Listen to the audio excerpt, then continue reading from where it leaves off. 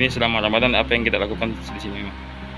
Seperti biasanya sore Zikir. salawat, Iya. ngaji, salat berjamaah 5 waktu.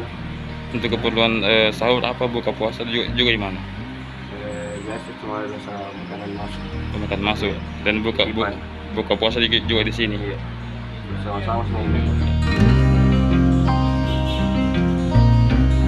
Selama bulan Ramadan ini untuk khusus tahanan ya kita ada pendekatan kegiatan amalia Ramadan, di mana diantaranya selama bulan Ramadan ini mereka harus tadarus Al-Quran dan juga setiap habis sholat berjamaah di rutan harus berzikir bersama dan juga berdoa bersama. Ini untuk keperluan sahur dan buka puasa ini bagaimana peratahannya ini?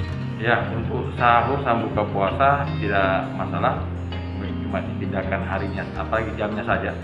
Yang dimana mereka kalau makan siang dipindahkan di makan sahur, nah, kalau makan malamnya tetap jauh pas saat buka puasa.